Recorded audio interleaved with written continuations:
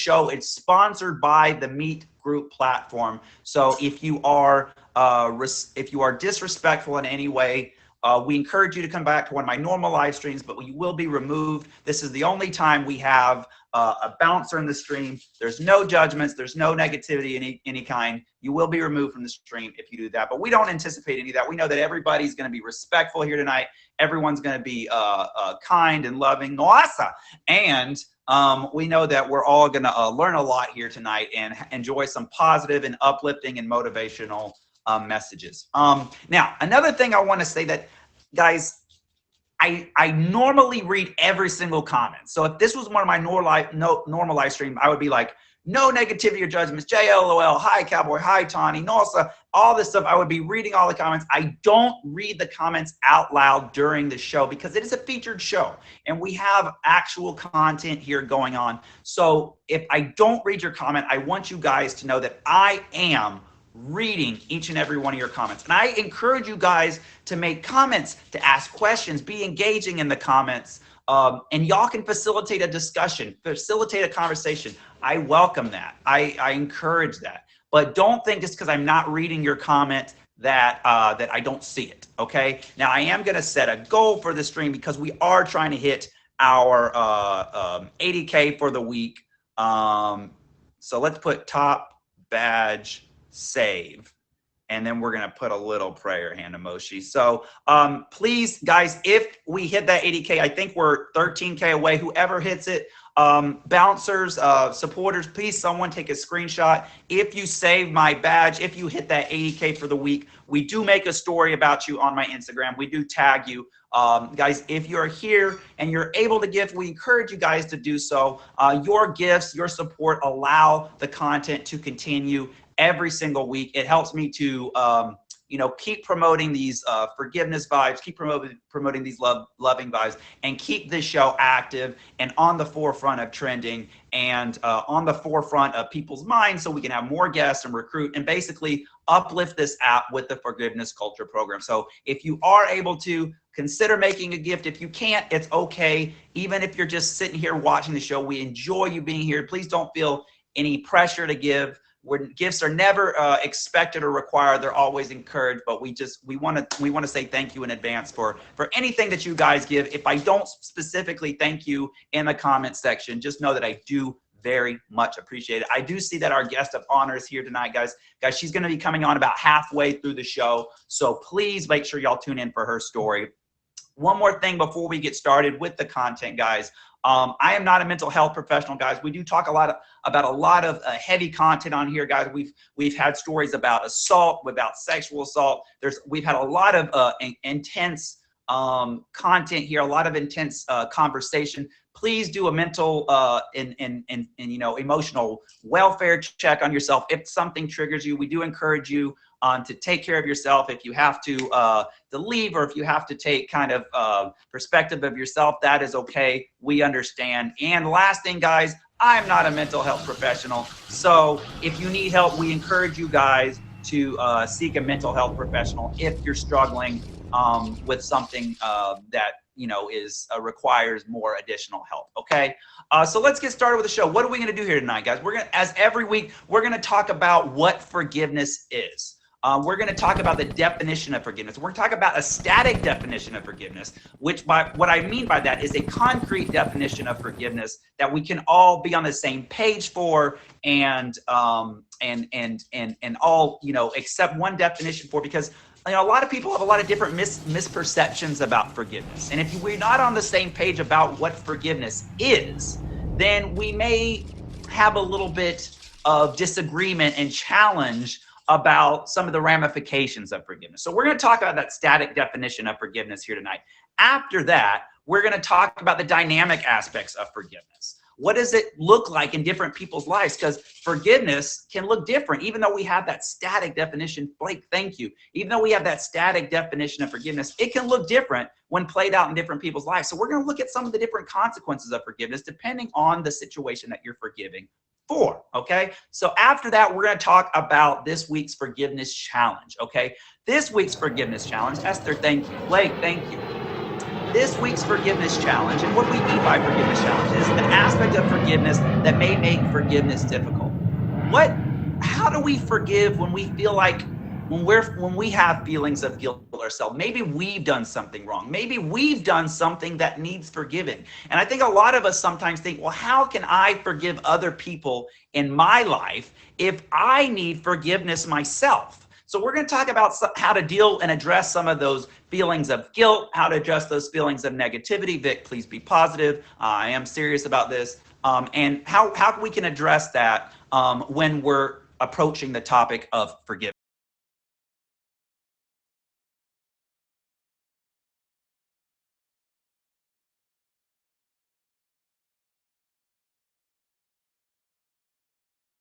Things are going to be a little bit different. So during this week's forgiveness example, I am actually going to be sharing a story of forgiveness from my own life. It's a short story that I shared here on the program in a long format. And this week, I'm going to be sharing a short version of that forgiveness story. So during our forgiveness example, right before our guest, we're going to talk about a forgiveness story from Mor's life. A time when Mor had to forgive. And then, of course, we have our wonderful guest, Travel Bay. Guys, if y'all have never seen Travel Bay or heard her, I don't know where you've been, because she basically is one of the people who run this app, okay? So if you don't know Travel Bay, I guess this is a great time to get introduced to her, because she's probably one of the best content creators on this app. Actually, I'm not going to say she is one of the best content creators on this app, and you don't want to miss her story here tonight. So let's get started. And we need a screenshot. We need a screenshot because I believe that we just hit our 80K. So someone just hit a screenshot at any point and say, thank you, Blake. Appreciate you, Blake. So let's get started. Let's talk about what the definition of forgiveness is. And again, this is Forgiveness Culture. My name is Mor Miserables. Every week we talk about the hope and peace that can be found in forgiveness. And we have guests who come and share stories about times they forgive, and hopefully you can explore the power of forgiveness in your life. So let's talk about what the definition of forgiveness is. The definition of forgiveness is releasing the right to hate, releasing the right to revenge, and in so doing, releasing ourselves from the chains of victimhood. All right, let's say that again. Forgiveness is releasing the right to hate, releasing the right to revenge, and in so doing, releasing ourselves from the chains of victimhood. Now, that second part there is very, very important. We're releasing ourselves from the chains of victimhood. Forgiveness is first and foremost for ourselves. It's not primarily for the person that we're forgiving. Now, sometimes a lot of people get confused about that. They think that forgiveness is, someone's saying sorry to you, and you let them go for what they've done. You release them of the consequences of their action. But forgiveness is about our own freedom. It's about our own empowerment. It's about saying that what you did is not going to dictate what I do from here. It's not going to dictate how I live my life. It's not going to dictate how I treat other people in my life, especially the people that we're closest to. So forgiveness goes hand in hand with another F word. Forgiveness is synonymous with another F word. No, not that F word. Forgiveness is first and foremost for ourselves, and it's synonymous with freedom. Forgiveness equals freedom. Now, the thing about forgiveness is it goes against our nature, right? There's a certain sense of justice that speaks to us when we talk about when we're talking about forgiveness. And we think that if we're forgiving someone, we're letting them go for all the wrong things that they did to us, right? Like, thank you. If we forgive them, that we're saying, okay, what you did is okay. What you did has no consequences, right? But that's not what forgiveness is. Forgiveness is about releasing toxicity that we hold on to so that we can live our best lives. Think about it like this. If if somebody hurt you, right, and you're walking around with this pain, you're walking around with this hurt, you're walking around with all this hatred that's consuming you every day. Yay, save the badge. If we're walking around with all this negative mental, spiritual, and emotional energy every week, are we truly able to live our best life? Are we truly able to be the 100% best versions of ourselves if we're walking around with all this hatred on us, right? So forgiveness is about letting that go so we can walk in our own power, and we cannot let what someone did dictate what happens to our future. Forgiveness is about addressing the past, addressing the present, so that we can be in control of our own future. Now, a lot of people think that forgiveness means, again, like letting the person who hurt us go of what they did. So, okay, someone hurt me. There's no consequences of their actions, right? You're good, bro. It doesn't matter that you hurt me. No, we have to set boundaries when people hurt us, right? We have to have consequences when people hurt us, because just because we're forgiving, just because we're releasing that right to revenge, we're releasing that right to hatred, doesn't mean that we're not going to have, we're not going to have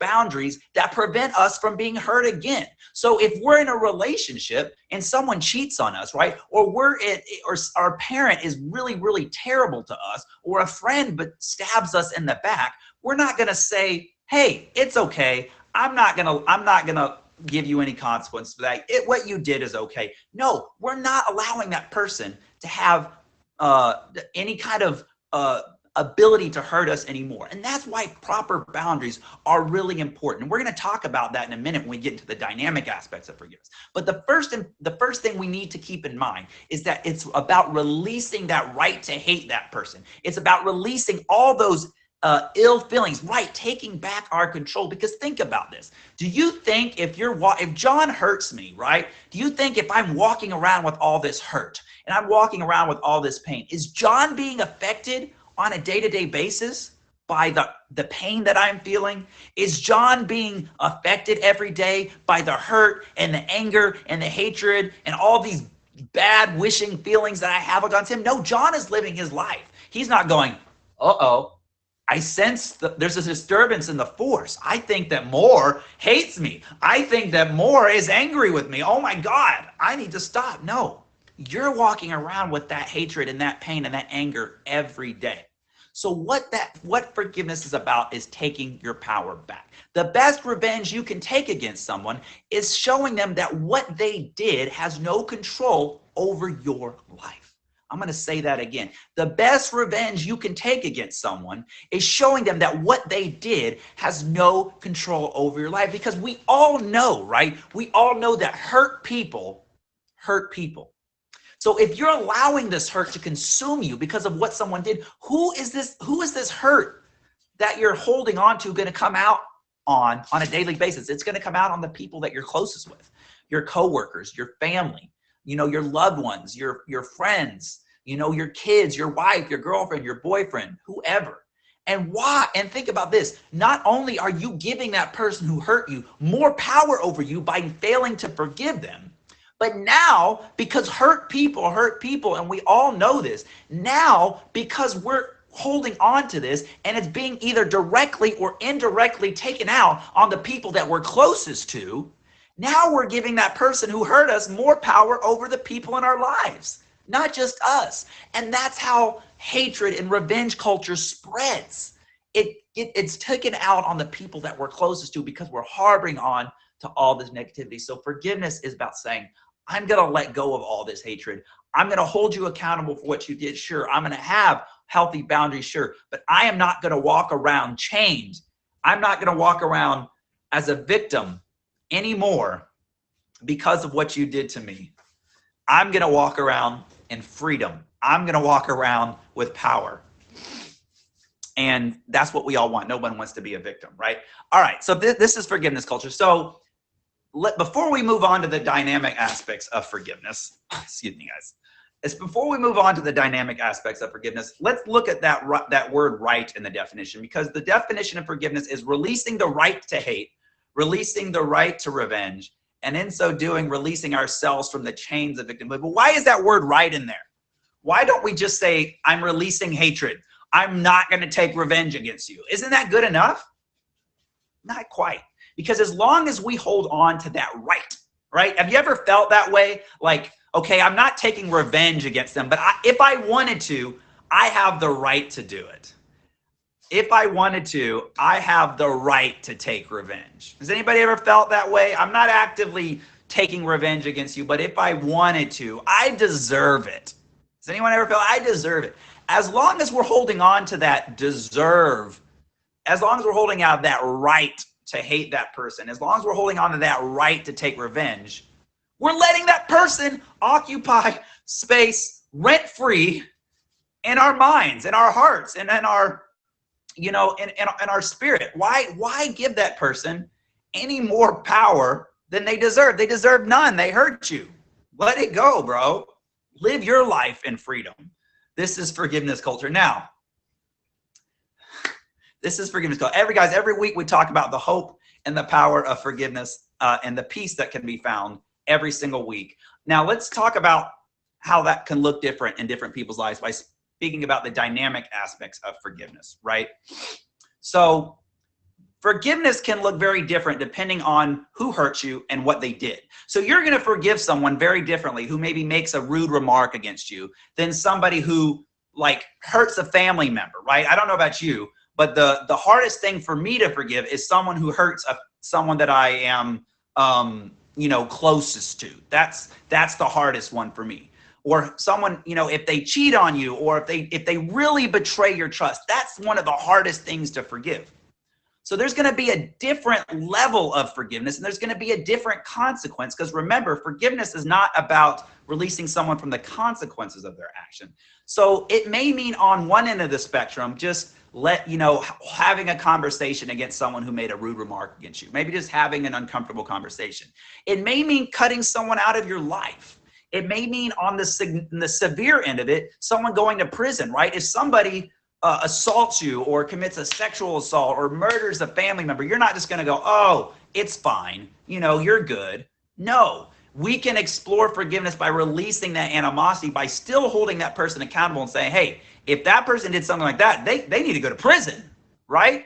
But that doesn't mean that we have to wish ill on that person. That doesn't mean that we have to keep on walking around with all that animosity on our heart. So it really depends on the gravity of the situation and who hurt you to what forgiveness looks like in different people's lives and in different situations. And one of the cool things I like about having guests on this show every week is we get to hear about forgiveness in different people's lives. We get to hear about the different kinds of forgiveness. We get to hear about different stories.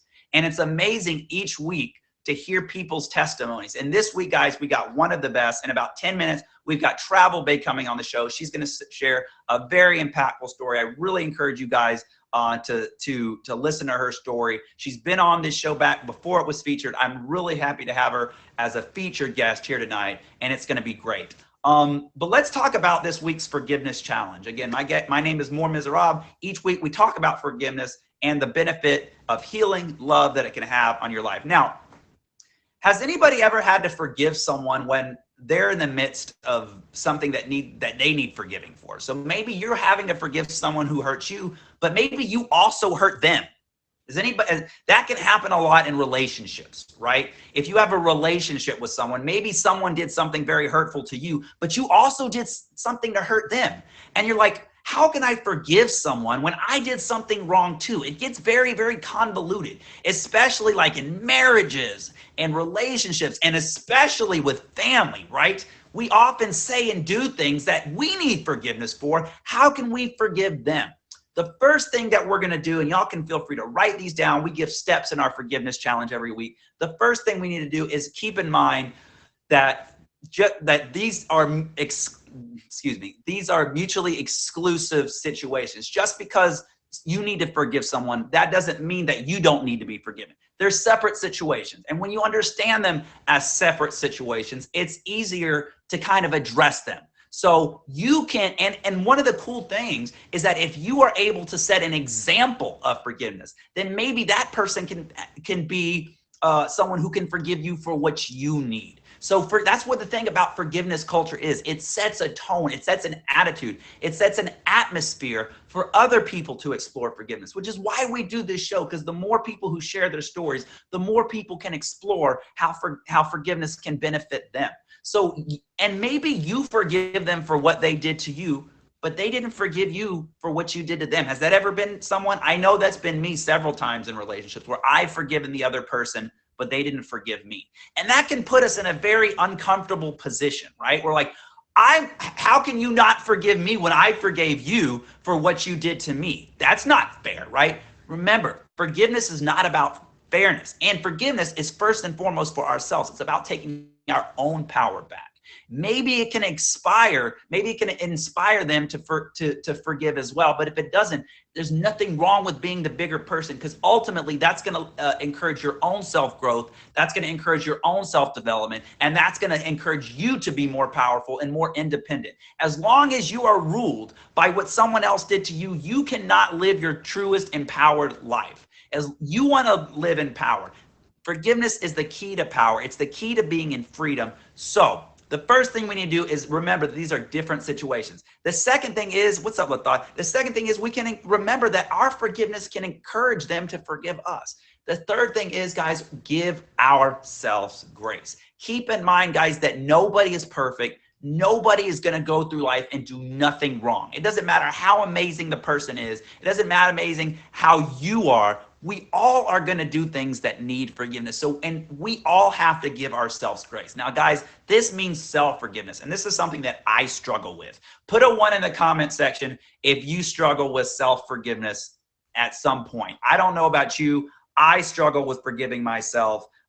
For me, I can forgive people all the time, but it's really hard to forgive myself. Giving yourself a little self-grace and acknowledging that, hey, I'm not perfect. That's going to allow yourself to kind of alleviate some of those feelings of guilt. The last step, guys, especially if you are in that battle, right? Exactly. I love that, Mel Bell. We're all in a constant grace battle. We're all in a constant grace battle. Sorry, guys. I'm suffering a little bit through the COVID right now. So y'all give me a little bit of y'all forgive me and give me a little bit of grace right now. Kind of hot in here. Whew. I hope I don't have a fever. Anyways, the last thing we keep in mind, guys, is always have open and honest conversations and speak your truth.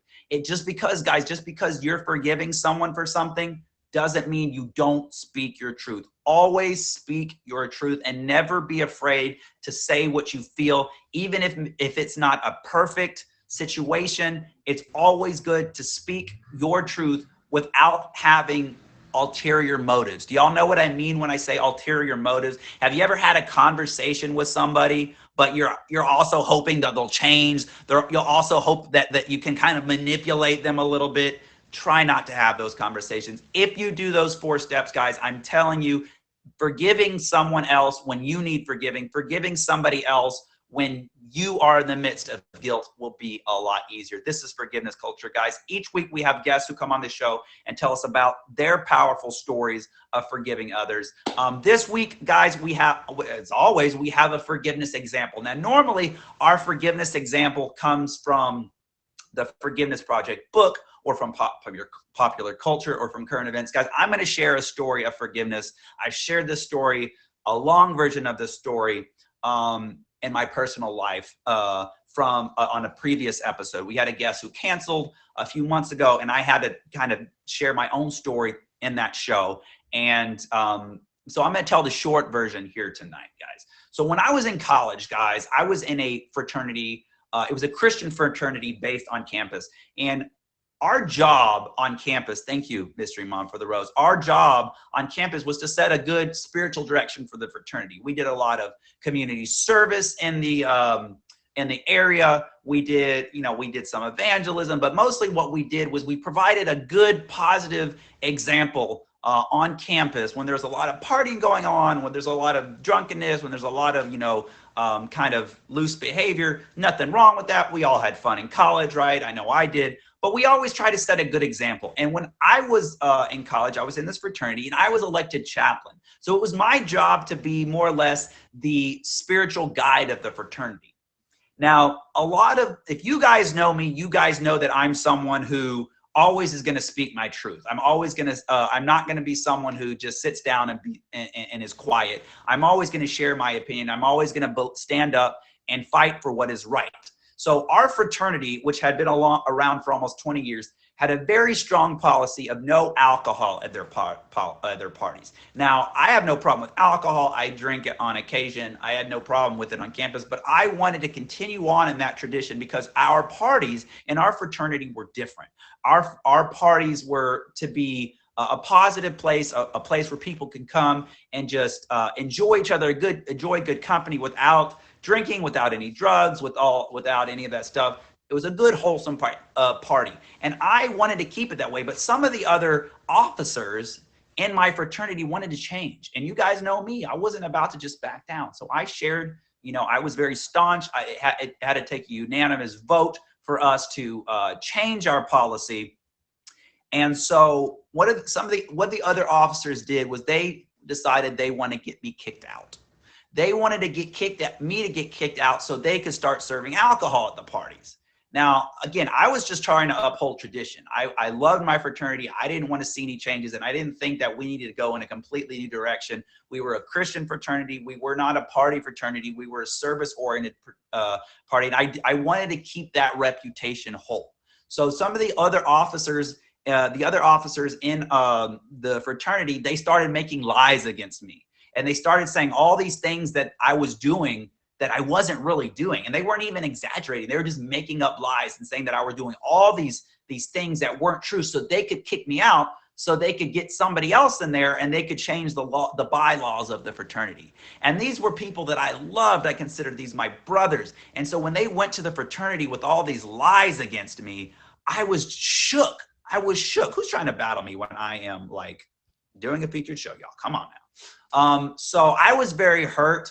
I ended up leaving the fraternity, very, very hurt that my fraternity brothers did that. And, not that I'm happy about this, but the fraternity kind of died after I left. I think it was a big scandal. It was a big controversy. A lot of people knew what was going on. They knew that there was some impure actions going on here. So the fraternity really went downhill after this whole situation. And last I heard, they're barely even surviving on campus. But for years I walked around with this hatred. For years I walked around with this animosity for my fraternity brothers. And this is very unlike me. It's very unlike, you guys know me. I'm a very easy to forgive person. I try to always have peace in my life. And I realized that my life, after a few years of this, and I ended up going to Ukraine as a Peace Corps volunteer a few years later, and kind of really my mind and my whole spirit kind of opened up when I did that. And I realized that I had been walking around in anger for years. What's up, Jilly? It wasn't until I realized that I recognized that I was letting that hatred of these people from years ago, who I don't even talk to anymore. I was letting that be a cloud of darkness over me. And it was affecting how I lived my life, my peace. And I realized that it was only until I realized that was over. It was something that I couldn't change. It happened. And she stole the 40.1. Jilly just steals all my stuff in here. I love it. Thank you, Jill. After that, guys, I was even in Ukraine when I was finally able to forgive these fraternity brothers for what they did to me. I was able to volunteer better. I was able to forge better relationships with community partners. My work was better. My relationship with my friends were better. I had my dating life was even better. Everything was just more positive when I realized I didn't need to walk around with this hatred and animosity for these people who were no longer a part of my life anymore. They're gone. They were done. And when I was able to finally do that, guys, I'm telling you, my life has been so much better. And I realized the impactful power of freedom through that experience. This is Forgiveness Culture, guys. Every week we talk about the healing powers of forgiveness in our life. This week we have one of the best guests we could possibly ask for on the entire app. Her name is Travel Bay. She's a veteran of this show. She's been on this show before it was featured, and she's going to be coming on tonight and sharing a really amazing story. She shared a part of this story with us a little bit over a year ago, and she's going to give us an even more in-depth version tonight. So y'all, please welcome a friend of mine, one of the content queens on this app, the one the only travel bay. Y'all, please don't kick Hoops earrings tonight. Last week, last week, because Mojo was on and they did the yawning emojis, and they thought they were like bored, so they kicked the poor Hoop earrings got kicked. We're sorry, but we're glad that you're here. Travel Bay, welcome back to the show. You're looking great, fantastic as always. And I just want to let you know this has nothing to do with forgiveness or anything, but I got my pre-check. I got my TSA pre-check. So listen, I guess I can kind of be part of the crew now. I mean, I don't know. I don't know what the bubbles means, but like, but I'm ready to be an honorary TSA member, even if I'm not part of the family. I want to be an honorary member. Well, like I said, I think you're a very well-known figure on this app. But before we get started, we just like introduce yourself for anybody here who may not know who you are.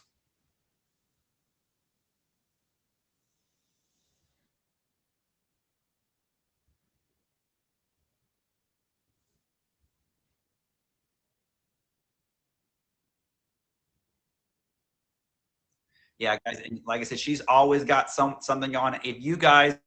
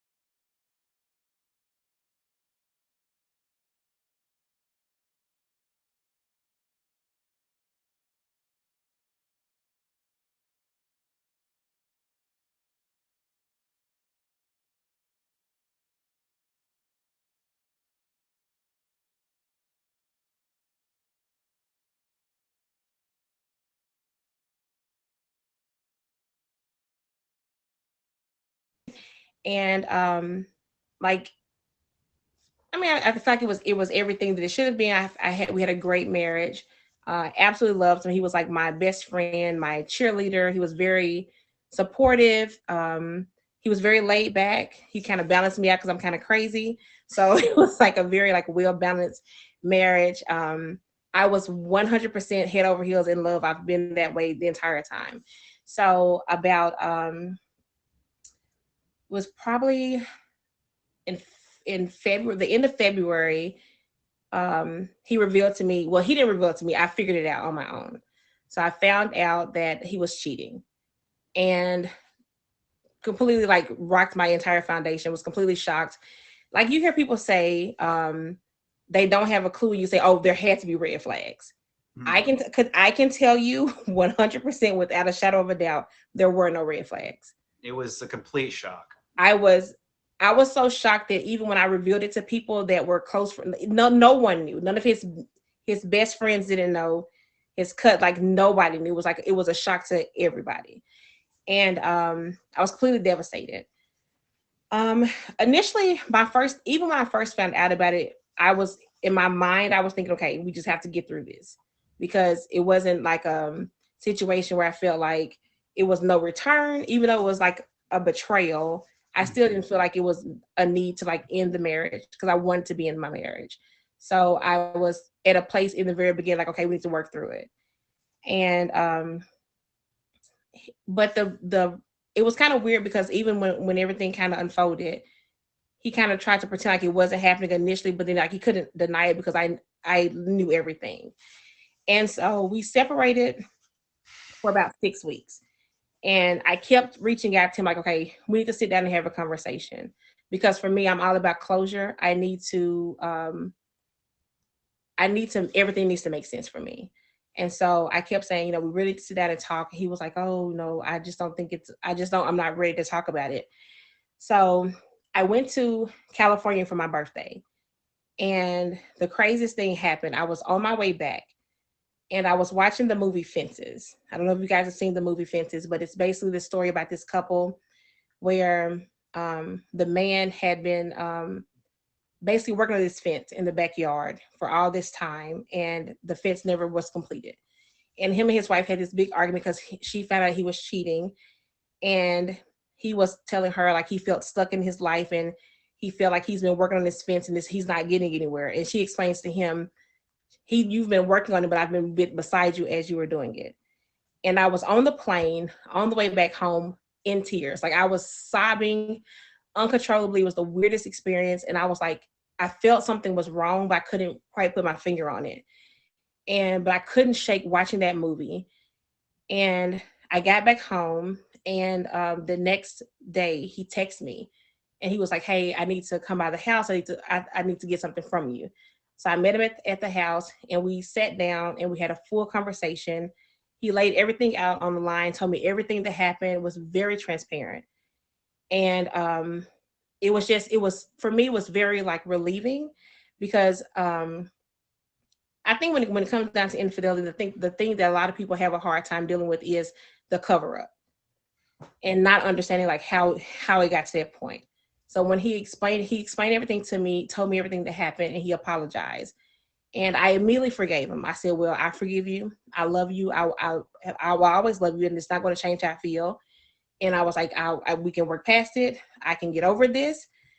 It's going to be tough, but I definitely think we can get past it. So I told him right there on the spot, you don't have to cry about it. Don't have to worry about it. I do forgive you. And he left to go to work. And on his way home from work, he had a car accident. And so when I got the phone call about the car accident, I just remember feeling like immediately, I just felt like God kind of had his hands on me, because I can't imagine if that conversation had happened hours before and I was still in a place of like anger, or like I chose not to forgive him, because I think that would have really like hurt me more than anything. So for me, like the biggest blessing in that was forgiving him and knowing that he was able to hear me say that. And it was still a challenge for my grief journey, but it was definitely one of the things that I felt like helped me see everything come full circle. Because and it sounds weird, but I don't think I could have handled losing him in like such a happy state of my life. So the betrayal and the heartbreak of him cheating, I feel like actually kind of softened how hard of a blow it was when he did pass, because it was kind of some weird feelings there. And so like that happening kind of gave me something else to focus on outside of losing him. Right. So I'm going through the process of planning the funeral and everything. I get to the funeral, and the girl that he cheated on me with actually showed up. Oh, wow. And that was like another like blow to another blow. Yeah. And of course I told everybody she's not, everybody knew how I felt about it. She wasn't welcome there. So she was of course escorted out. And on her way out, she tells his mom that she's pregnant. That's why she was there. And so I'm like this is, I just like, honestly though, I knew she was telling the truth because of that movie. In the movie, he cheated on his wife, and the baby was born and the mother died, and she had to raise that child. Wow. So I actually wasn't shocked when I found out that she was pregnant, because it just made sense. It was like, of course, this is what's happening, because it's like, it can't get any worse.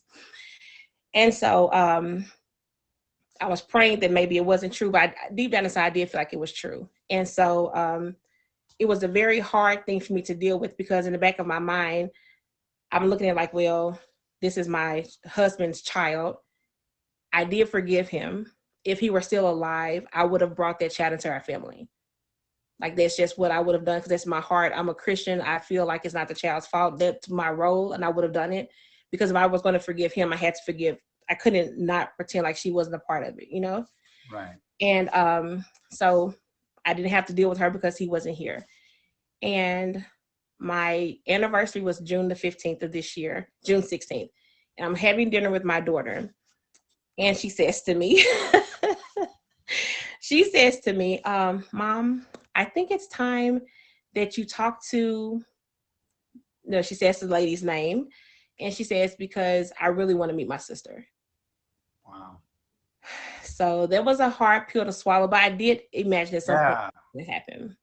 Yeah, because I mean, this was because this was recently that this happened. Like, It's been 5 years now, so we're at 5 years. but the with your daughter wanting to reach Mhm. out, that's a recent Mhm. Yeah, development. yeah, and I think, I mean, my daughter knew because I was very transparent with her, so she knew. We talked about it, so she knew, and she knew that the daughter existed. Right. And there was a blood test. It was confirmed that it is in fact his child. So my stepson has a relationship with her, so they kind of, you know, it's there. Like we knew this, it was there. And so my daughter asked me to reach out to her. So I prayed about it. And she'd reached out to me over the years. She's always reached out to me. And I just wasn't at a place to discuss it with her because I felt like and the thing was, is not, she didn't owe me anything. Like I wasn't married to her, I was married to him, but she knew. And when I found out, I approached her and was going to talk to her. And it was her response and the way she handled the disrespect at the service that made it kind of harder for me. Well, And so, I feel like you needed to do that on your own terms, mhm, right? Like it's like even when we're forgiving others, even when we're trying to, walk in a place of peace and not of hatred, that doesn't necessarily mean that we have to deal with everything in a way that's going to bring right, out any kind of unhealthy vibes on us. exactly. And the thing for me was, I never do something if I don't feel it in my heart, because it's fake. If you Right. say, "Oh, I'm gonna forget," no. Exactly. Like if I still was gonna feel away, and I did. I felt away for 5 years, and I absolutely felt away. And so, but I prayed about it, and I mean, again, as a mother, I'm always gonna do the best thing that's for her. So my daughter asked me to, and I was like, "Okay, here you go." Okay. So I reached out to her, and we ended up having a FaceTime call a couple of days later, and crazy enough, we actually had a phone conversation. She apologized. And I was actually very like surprised at her maturity and the difference in how she'd grown since that first conversation I had with her. So she apologized for her part in it. She was a woman about it, everything. And I respected her the way she apologized. And this is going to sound weird. So this is like the weird part of everything. Stick with me. So, I'm sitting with you. this is how I look at it. So I know how tough my grief was. And even though I didn't agree with the fact of how she met him and what was going on, I do acknowledge that I do think, even though she was young, I do think she was in love with him. And for me, as a woman, I don't know how that would have felt for me not to have any closure, Right. not to be able to just at least just lay eyes on him or just have some type of sense of closure. So in the conversation, I actually apologized to her because I explained to her at the time it was more of a selfish reason why I didn't want her there. But looking back at it, I do acknowledge that that could have actually like been very, very hard for her, not having closure and not being able to at least say goodbye.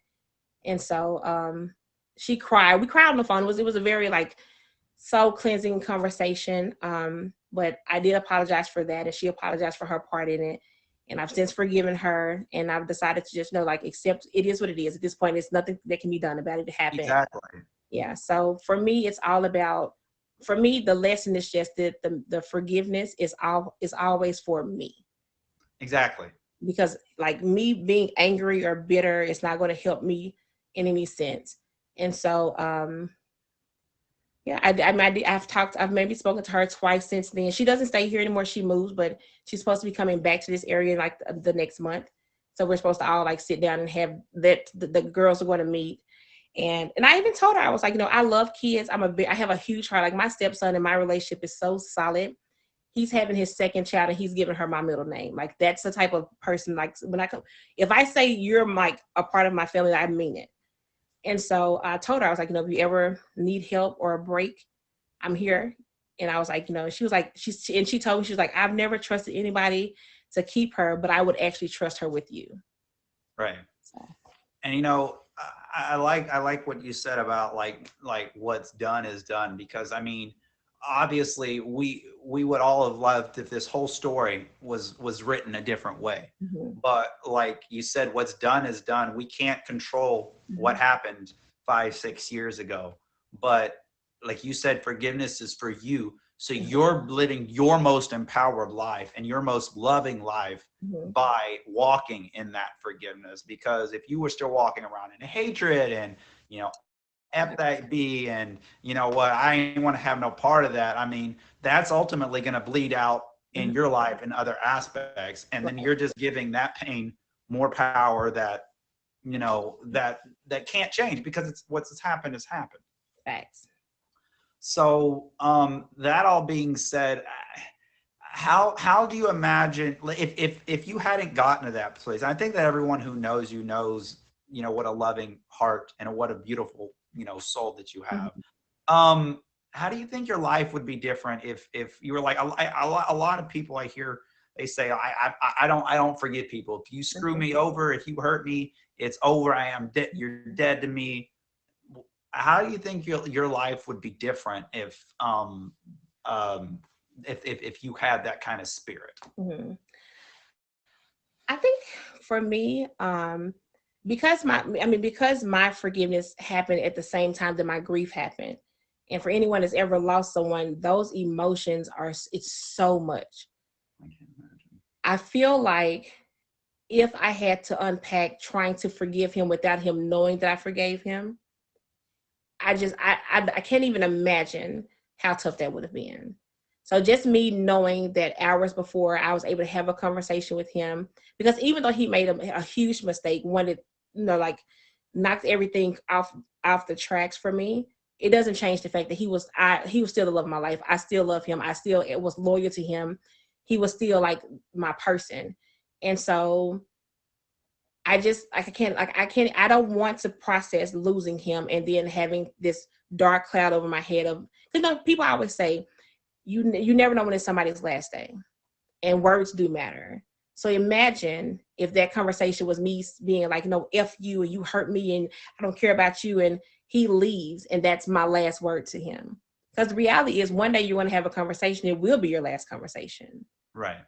And so like to me it's just like, you hear that cliche, but in my case it couldn't have been more real. Exactly. And like you said, a lot of people, we hear that and it's cliche. I think we've heard that, like, live every day like it's your last day. You never forget. But like that was a true event for you. It shows that's not just like a cliche. That's not just fun words to help you live a motivated life. That's a real situation. It's one that you need to take hold of.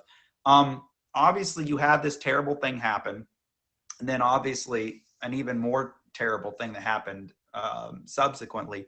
Do you think those little things that happen with the movie and the conversation, do you think that those were purposeful? Do you think that happened for a reason? Oh, reason? absolutely. Because right before, like when everything was happening with me finding out about him cheating, I was walking and crying and praying about, because I'm a very spiritual person.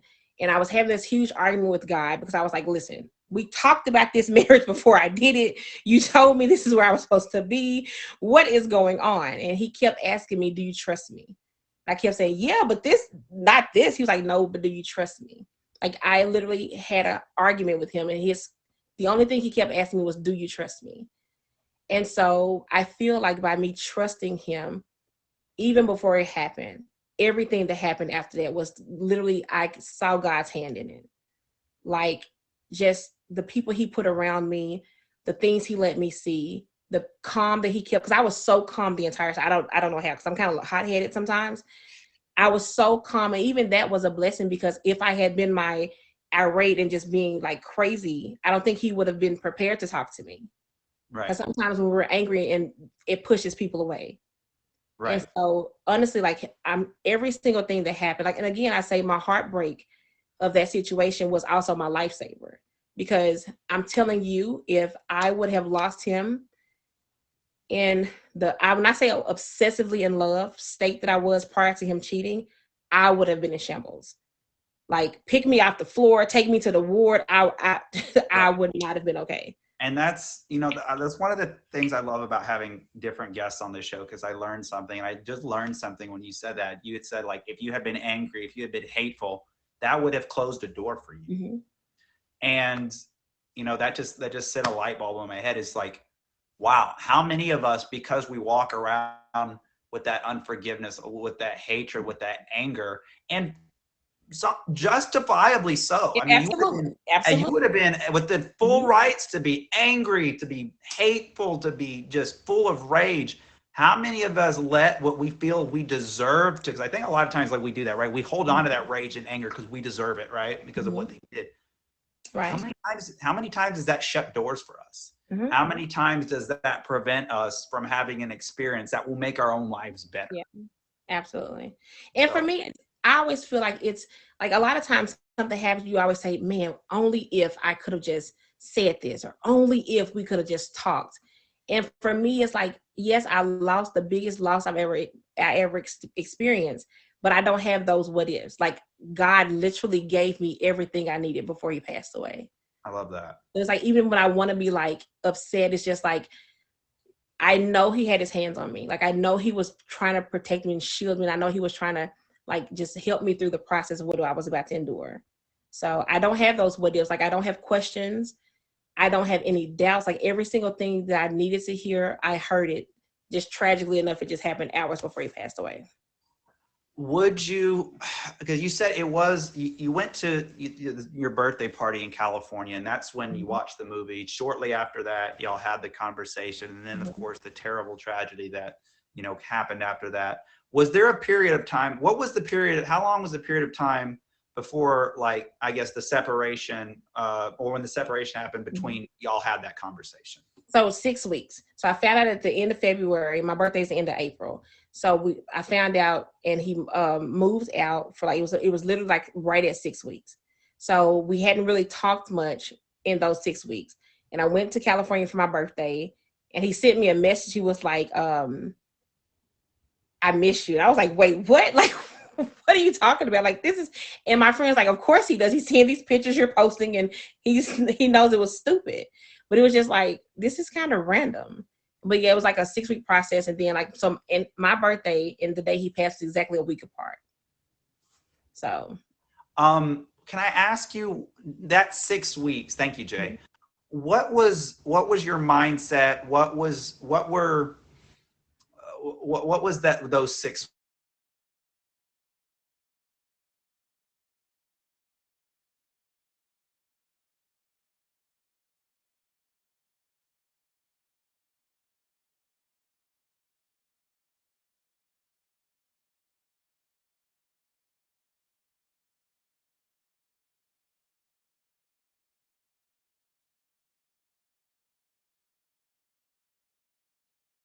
I didn't have to endure because it literally happened prior to him passing. So like, and I even remember telling one of my friends, I literally wrote this in my book.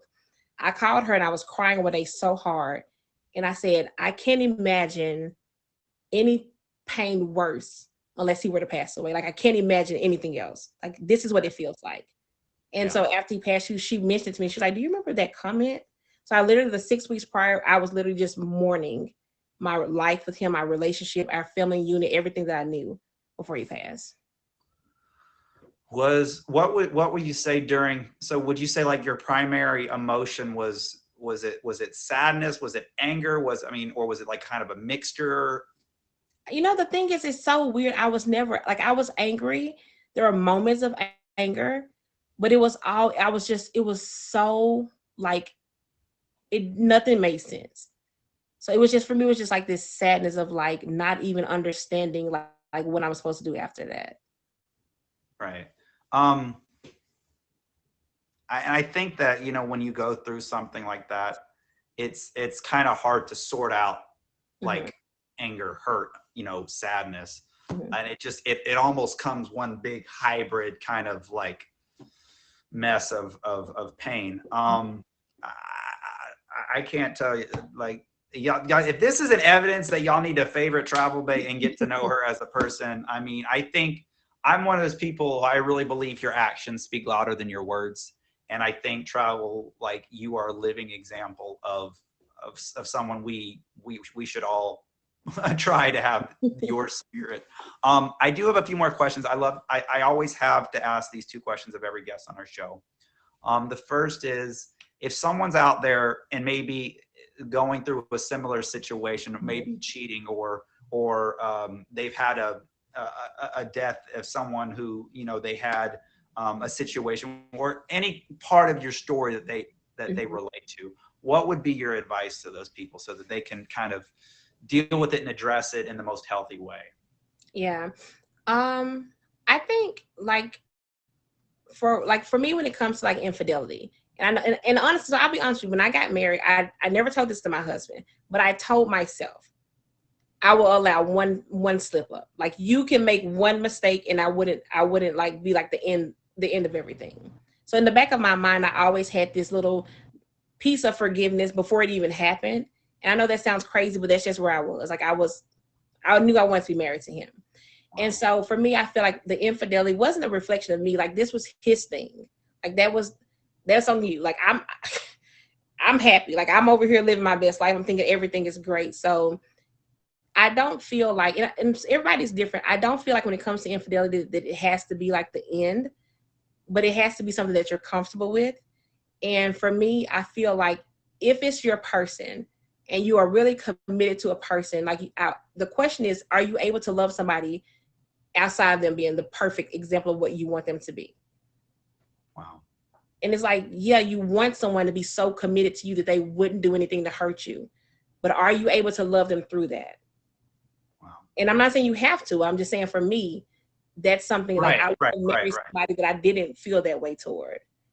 And no, I love that. I've never thought about it that way, but that's wow. Yeah, that's a very powerful way to look at it. My last question is, because we get this every single week, with people who, you know, you see it in the comments section, or I get it after the show sometimes. People like, well, that person didn't deserve forgiveness. So what would you say to someone who hears your story and say, well, you know, neither one of those people who you gave, the woman or your husband, deserved your forgiveness? Like what would be your reaction to that?